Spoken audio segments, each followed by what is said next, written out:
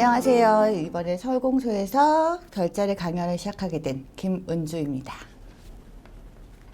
모두들 카메라를 안 켜시는 분들이 많군요. 조금 당황스러운. 저는 별자리 공부가 나를 찾아 떠나는 여행이라고 생각을 합니다. 그래서 자기 자신을 찾아 떠나는 별자리 여행에 여러분이 함께 해주셔서 많이 오신 여러분 환영합니다. 오늘부터 이제 앞으로 한 12주 동안 그러니까 한 석 달 동안 함께 공부할 텐데요. 그 신청하신 분들 보니까 이미 공부하신 분들이 많더라고요. 예, 처음 오신 분들도 있고, 그래서 기준은 기본적으로 처음 오신 분들에 맞춰서 진행이 될 거고요. 제가 공부를 한 12년 정도 했어요. 그래서 여러분들이 같이 공부하는 동학이라고 생각하고 공부했으면 좋겠습니다. 아까쯤에 누가 얘기해 주셨는데 제가 올해 이 책을 냈습니다. 별자리로 있는 조선왕조실록. 이 책을 내고 북콘서트를 좀 다녔었는데요. 그 왕의 운명은 누가 결정하는가 이런 주제로 책을 썼어요. 태조는 왜 역사혁명으로 조선을 세웠을까? 태조는 물병자리입니다. 그리고 세종은 왜 하늘을 연구했을까? 세종은 밥에 목숨 거는, 음식에 목숨 거는, 먹을 거에 목숨 거는 황소자리거든요. 그래서 황소자리라 농사 잘 지으려고, 농사 잘 짓게 하기 위해서 하늘을 연구했죠. 이렇게 해서 조선의 왕들 12명을 갖다가 별자리별로 풀어서 쓴 책이고요. 그러니까 저도 명리학 공부 안 하고 왜 별자리 공부하냐 이 소리를 되게 많이 들어서 강원쌤한테 명리학을 잠깐 배웠었어요. 근데 저는 명리학보다는 별자리가 재밌더라고요. 그래서 별자리를 계속 공부했었고, 그래서 이제 우리 역사의 주요 장면들, 왜 그런 일이 일어났을까? 왕은 왜 그런 선택을 했고, 그 사건들은 어떻게 일어났나? 이거를 별자리적 관점에서 풀어본 책이고요. 이 책에는 지금 조선시대 왕들뿐만이 아니라 그 동서고금의 유명 인사들 그리고 자신의 별자리랑 비교해서 볼 수 있도록 써놓았으니까요. 강연 들으면서 참고하시면 좋겠습니다. 여러분, 별 하면 어떤 게 떠오르시나요? 질문이 좀 많을 거예요. 그러면 이런 질문에 대해서는 답을 좀 해주세요. 댓글로 해주셔도 좋고요. 별 하면 뭐가 떠오를까요? 아무도 대답 안 하시네. 보통 많은 사람들은 이런 얘기를 하더라고요. 알퐁스 도대의 별. 그 양치는 목동이 밤에 할 일이 없대요. 외롭고. 그래서 밤이면 밤마다 별을 센다고 하죠. 그리고 이 양자리, 황소자리부터 물고기자리까지 12별자리의 이름은 수천 년 전 바빌로니아 지역에 살던 셈족계 칼데아인 역시 양치는 목동들, 유목민들이 지었다고 합니다. 또 별하면 많이 생각하는 게 윤동주의 서시 얘기하시더라고요. 그래서 죽는 날까지 하늘을 우러러.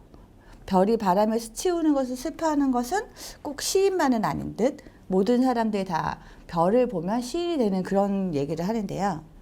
혹시 칠성판이라고 아세요? 칠성판. 시체 및 바닥에 깔아서 시체를 고정하는 판이 칠성판인데 칠성판 지고 간다. 사람 죽으면 칠성판 지고 간다는 얘기를 하죠. 이게 북두칠성을 상징하는 7개의 별을 새겨놓은 거예요. 이게 별이 인간의 수명 그리고 기륭 화복을 점친다 하는 것은 도교 신앙에서 나왔다고 하는데 원조판 칠성판은 고인돌이죠. 우리나라 고인돌에도 북두칠성 등 별을 새긴 것들이 계속 발견되거든요. 그러니까 우리나라에서도 별자리를 연구한 거는 수천 년 전부터였다고 생각을 합니다. 왜 할머니들이 그런 말 하잖아요. 비나이다 비나이다 칠성님께 비나이다. 그 칠성님이 바로 북두칠성을 얘기하는 거고요.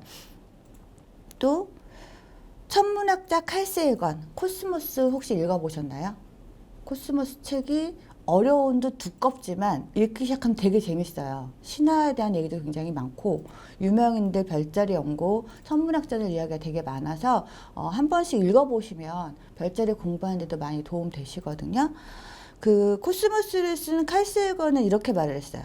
우리는 모두 별에서 온 물질로 만들어진 천문학자의 후손이다. 별에서 온 물질들. 왜 인간의 몸을 이루고 있는 요소들 있잖아요. 산소, 수소, 헬륨 이런 모든 것들은 다 우주 생성이 됐을 때 그때 만들어진 물질이라고 해요. 그래서 별과 우리 사람은 모두 같은 물질로 만들어진 사람. 그래서 사람들이 그렇게 별을 그리워하는 것이 아닐까라고 칼 세이건도 얘기하더라고요. 여러분 중에 별을 안 좋아하시는 분이 있을까? 요? 별 안 좋아하는 사람 별로 없죠. 그리고 우리가 지갑 속에 별자리 지도 하나쯤 넣고 다니거든요. 만원권 지도. 만원권 지도 자세히 보신 적 있나요? 앞면에는 보면 세종대왕이 있죠. 그리고 1월 오봉도가 있어요. 왕 뒤에 항상 있는 게 1월 오봉도인데 1월 오봉도의 1월 태양과 달 그리고 오봉은 수금, 화목토, 오행성을 의미하기도 합니다. 그리고 뒷면에 보면 북두칠성이 가운데 좀 보이실 거예요. 혼천이 옆에 어디 있냐면 이쯤에 보면 북두칠성이 이렇게 있죠. 이 뒤에 있는 지도가 현존하는 세계에서 가장 오래된 지도 말고 두 번째 지도. 세계에서 가장 오래된 현존하는 지도는 중국의 순우도고요. 이거는 우리 그 두 번째로 오래된 지도로 천상열차 분야지도라고 합니다. 이게 조선시대 초에 만들어진 건데요. 그리고 그 앞에 있는 건 세종대왕의 혼천이 그리고 옆에 이 광항 이 못생긴 게 왜 들어가 있나 했더니 이게 그 보현산 천문대 광학망원경이라고 해요. 그래서 이렇게 우리 일상 속에 생각보다 밀접하게 돼 있는 게 밀접하게 관계 있는 게 별자리거든요. 어스트랄러지 제가 김은지의 별자리라고 이름을 지었어요. 원래 점성학, 점성술 이렇게 많이들 얘기하는데 보통 어스트랄러지 이거를 갖다가 영한사전 같은 거 보면 점성학, 점성술이라고 해놨는데 저는 점친다 이 얘기가 되게 싫어서 이렇게 바꿔놨습니다. 원래 어스트랄러지라는 건 아스트로, 그리스어로 별이란 뜻이고요. 로고스, 이성, 논리가 결합된 말이에요. 그러니까 어스트랄러지를 직역을 하면 별의 의미, 별에 관한 학문, 그러니까 성학, 천문학 이게 맞겠죠. 근데 그 앞에 점이란 말이 붙으면 왠지 무당이 점쳐야 될 것 같은 당신네 집에 뭐 누가 죽었지 최근에 누가 아프지 뭐 이런 얘기 해야 될 것 같고 사과나무가 있으면 큰일 날 뻔했어 뭐 이럴 것 같아서 점이라는 게 아니라고 저는 생각을 해요. 그러니까 어스트랄러지는 하늘의 별을 그야말로 하늘에 있는 별의 움직임을 연구하고 관찰하고 그것과 인간과의 관계를 보는 학문. 그래서 주기적인 예측 가능한 그런 통계학을 바탕으로 하기 때문에 저는 그냥 별자리라고 얘기를 하겠습니다. 우리 실록에도 이런 말이 있어요. 사람이 하는 일이 아래에서 감촉되면 하늘이 실로 위에서 반응하는 것입니다. 그리고 위와 같이 아래도 그러하다. 여기 혹시 기독교나 성당 다니시는 분 있나요? 전 성당 다니거든요. 저도 성당 다녀요. 어디 다니세요? 우리 기도할 때마다 그러잖아요. 하늘에서와 같이 땅에서도 이루어지소서. 주의 기도문. 그리고 성당에서 말하는 동방박사 세 사람. 동방박사 세 사람이 예수의 탄생을 어떻게 알았대요? 하늘의 별을 보고 그 위대한 사람의 탄생을 알고 하늘의 별을 따라서 예수의 탄생하는 마구간까지 오게 되잖아요. 그래서 동방박사 세 사람도 천문학자, 어스트랄러저라고 얘기를 합니다. 제가 별자리 공부한다 그러면 사람들이 딱 세 가지를 얘기를 해요. 믿거나 말거나. 그리고 내 별자리가 뭔지 맞춰봐. 그리고 세 번째, 뭐 공부식이나 하니. 그래서 제가 보통 이 믿거나 말거나 란 얘기를 하면 이 얘기는 그거죠. 우리 많이 보잖아요. 오늘의 운세. 신문이나 요즘에 어플리케이션, 은행 어플리케이션에도 기본적으로 볼 수가 있더라고요. 그래서 이걸 얘기하는 건데 이걸 보면은 어떤 날은 맞아요. 어떤 날은 틀려요. 맞는 것도 같고 틀린 것도 같아. 그래서 맨날 믿거나 말거나란 말이 따라 붙잖아요. 근데 이거는 사주로 치면 월주만 보는 거거든요. 그 사람의 태양별자만 보는 건. 그러니까 맞을 때도 있고 틀릴 때도 있어. 근데 왜 맞을 때가 있을까요? 좋아하는 키워드들을 다 넣어놨어요. 그래서 그것 때문에 아마 어떤 날은 이거에 혹하는 게 아닐까 싶은데, 저는 그래서 이제 오늘의 운세처럼 뭐 얘기하는 거를 별로 안 좋아하지만 그래도 저도 가끔 보긴 해요. 그래서 제가 한 번씩 이렇게 퀴즈를 냅니다. 피카소, 마크 저커버그, 스티브 잡스. 이 세 사람의 공통점은 뭘까요? 이건 답변해 주셔야 되는데. 피카소, 마크 저커버그, 스티브 잡스. 세 사람의 공통점이 뭘까요? 이 사람들 셋 다 전부 다 천재고, 한 분야에서 천재고, 돈 많고 부자입니다. 그런데 셋 다 같은 옷을 입어요. 피카소, 줄무늬 옷. 젊었을 때 청색 시대에는 파란 옷만 입었다고 해요. 그리고 마크 저커버그는 회색 옷. 여름에는 반팔티, 회색 반팔티, 겨울에는 회색 후드티를 입어요. 그리고 스티브 잡스는 검은색 터틀넥을 입죠. 그러니까 이 얘기를 하면 사람들이 그래요. 패션 테러리스트 아니야? 옷 입기 귀찮은 거 아니야? 라고 얘기를 하는데, 스티브 잡스는 터틀넥의 색과 촉감, 소매를 걷어 올렸을 때 감각이 마음에 든다고 그 한 디자이너의 옷을, 이게 단종된 거를 일본 디자이너가 디자인한 거거든요. 그 옷을 그 디자이너를 미국으로 불러서 수백 벌을 맞췄다고 합니다. 마크 저커버그한테 물어봤대요, 사람들이. 왜 똑같은 옷을 입어? 그랬더니 삶을 간결하게 만들고 싶다. 최소한의 의사결정만 하고 싶다. 그러니까 더 좋은 선택을 하기 위해서 필요 없는 것, 불필요한 것을 갖다 빼기 위해서 이렇게 했다고 하죠. 그리고 파블로 피카소는 이런 얘기를 했어요. 그림을 위해 다른 모든 것은 희생될 것이며 거기에는 모든 사람들, 그리고 물론 나 자신까지 포함이 된다. 왜 피카소를 되게 나쁜 남자라고 많이 얘기를 해요. 그래서 여자들을 많이 희생시켰다. 근데 이게 전부 다 같은 성질이거든요. 그러면 이 세 사람의 공통점은 뭘까요? 이 공통점을 드러내는 성격은? 물론 별자리인데, 별자리 중에서 어떤 별자리일까? 이 세 사람은 전부 다 정갈자리입니다. 그러니까 정갈자리가 전부 다는 아니고요. 파블로 피카소는 태양별자리가 정갈자리고 달별자리가 사수자리예요. 마크 저커버그는 태양별자리는 황소자리인데 달별자리가 정갈자리입니다. 스티브 잡스는 근데 물고기 자리의 양자리예요. 스티브 잡스는 잠깐 제쳐놓고 피카소와 마크 저커버그는 정갈자리. 정갈자리는 어떤 특징을 갖고 있냐면 선택과 집중을 잘해요. 하나에 집중하면 불필요한 것들을 삭제시켜버리는 성향이 있어요. 그러다 보니까 옷 같은 것도 다른 중요한 선택을 하기 위해서는 그 옷에다가 시간을 쓰는 게 아까운 거죠. 그래서 정갈자리한테 늦으면, 정갈자리를 만나기로 약속해놓고 늦잖아요. 그러면 그 사람 가버립니다. 10분 못 기다립니다, 그 사람들. 그런데 왜 스티브 잡스는 물고기의 양자리인데, 물고기 자리의 양자리가 왜 정갈자리 성향을 보일까요? 이러면 사람들이 그러죠. 그러니까 믿거나 말거나야. 근데 보면 이게 스티브 잡스의 차트예요. 앞으로 이 차트를 이제 보게 될 건데, 스티브 잡스의 차트에서 보시면 태양별자리와 넵튠, 물고기 자리를 지배하는 넵튠과 그리고 정갈자리 성향을 지배하는 플루토, 이게 각도를 맺고 있어요. 이런 식으로 각도를 맺을 경우에도 정갈자리 성향이 나타날 수가 있습니다. 그래서 사람들이 저한테 네 별자리 맞춰봐. 그러면 안 맞춥니다. 때로 보일 때는 있어요.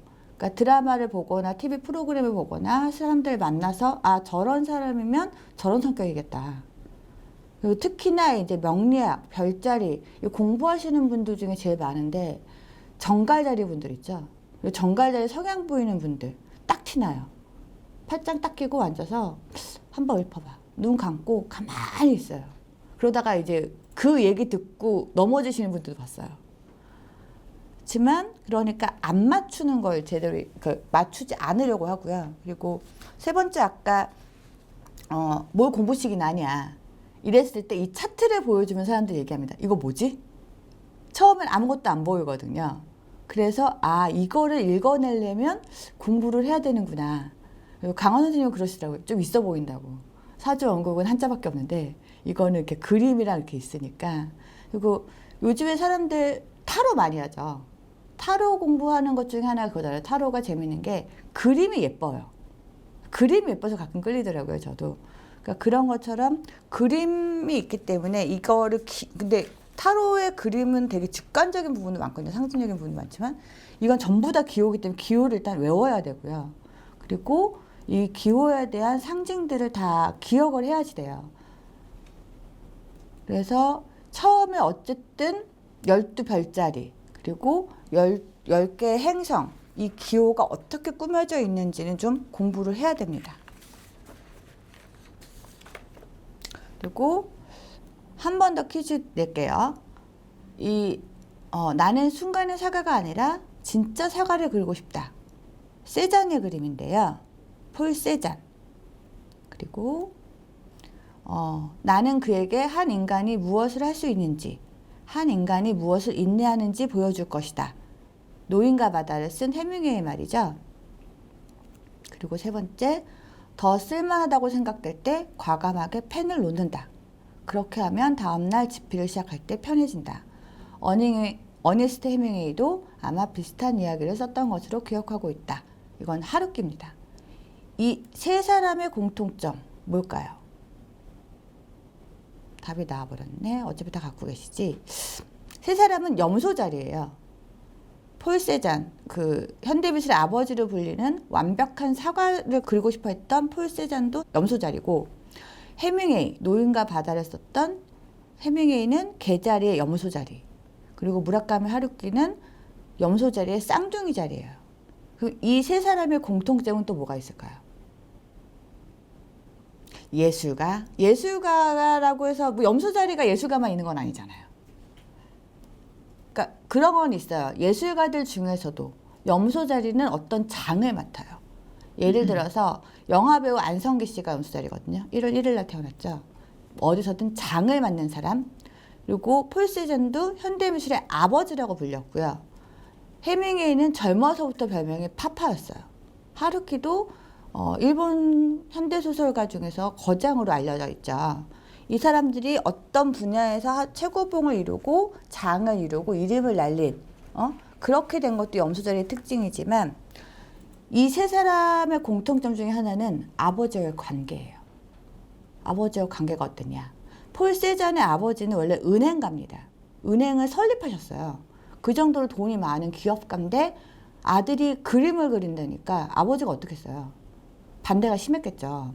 그래서 젊었을 때 세잔은 굉장히 아버지하고 사이도 안 좋고 고생을 많이 했습니다. 나중에는 결국 어머니의 중재로 화해를 하고 아버지의 돈으로 그림을 여유롭게, 경제적으로 여유롭게 그림을 그렸다고 해요. 그리고 해밍웨이도 아버지와 사이가 굉장히 안 좋았어요.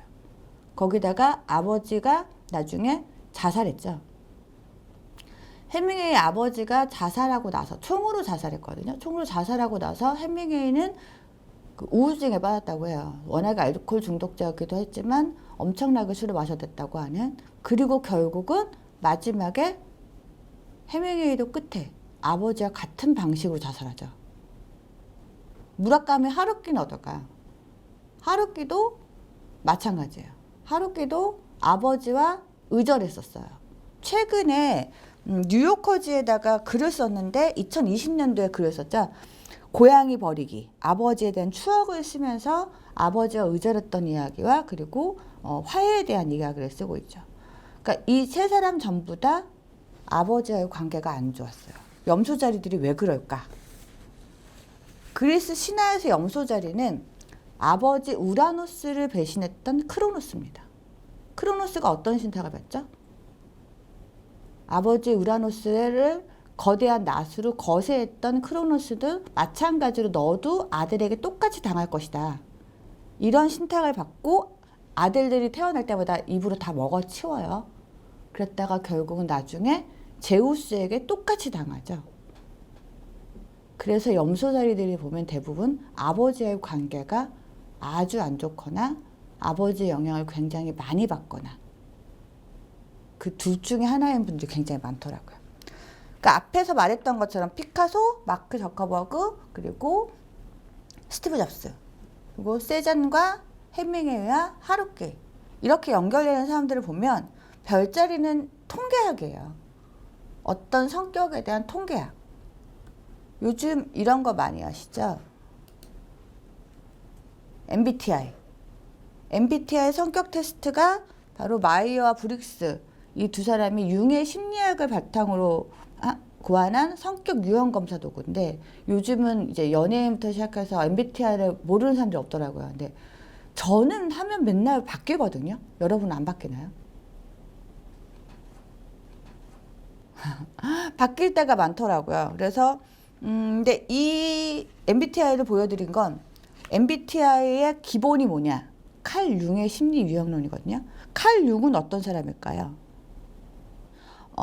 프로이트와의 관계가 많이 유명하죠. 프로이트의 정신분석학, 이걸 처음 받아들였었고, 그러다 나중에 분리가 됐었는데, 이 융은 그 정신분석의 유효성을 입증하고, 그 다음에 트라우마란 이름은 융이 붙인 겁니다. 그리고 또 한 가지 융은 분석 심리학의 기초를 세우고 성격을 외향성, 내향성으로 처음 나눴어요. 그래서 앞에 나오는 MBTI에서 내향성, 외향성, 감각, 직관, 사고, 감정, 인식, 판단, 이런 기준들은 전부 다 그 융의 성격 유형론에서 나온 것들을 바탕으로 한 거거든요. 근데 융은 어스트롤러저였어요. 융은 이런 말 했죠. 오래된 와인이 빚어지던 그 해, 그 계절의 특질을 지니고 있듯이 우리는 태어난 때와 그 장소의 특징을 지니게 됩니다.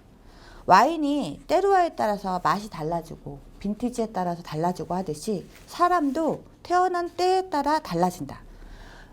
융은 어스트롤러지를 굉장히 열심히 공부했고요. 얼마 전에 저도 처음 알았는데 강원 선생님이 그러시더라고요. 융은 주역도 되게 깊이 있게 공부를 했다고.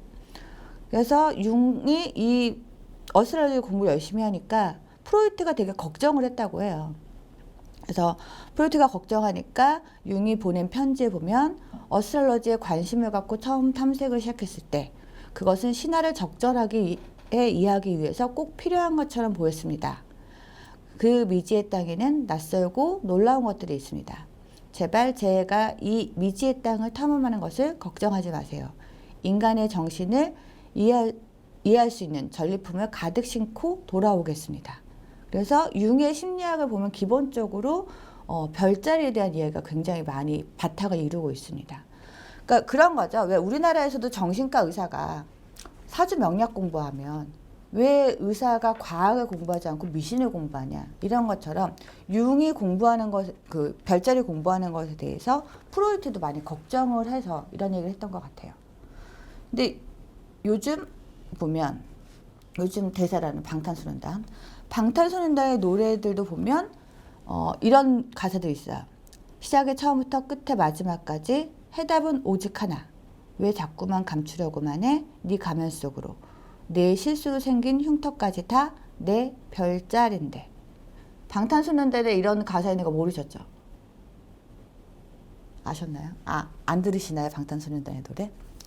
그 방탄소년단의 노래는 철학이 있다고 말을 해요. 근데 그 바탕에는 그 융의 심리학과 그리스 신화 이런 것들이 들어있고, 피땀 눈물 같은 경우는 데미안이 피땀 눈물의 바탕이죠.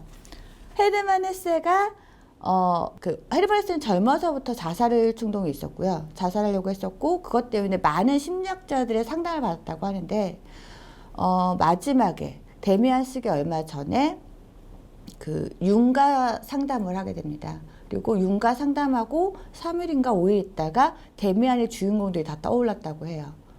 헤르만 헤세가 물고기 자리거든요. 물고기 자리의 성장통? 이런 이야기를 다루고 있어요. 그래서 방탄소년단의 노래에도 보면 별자리에 대한 얘기가 되게 많습니다. 페르소나, 그게 동쪽 별자리 얘기하는 거잖아요.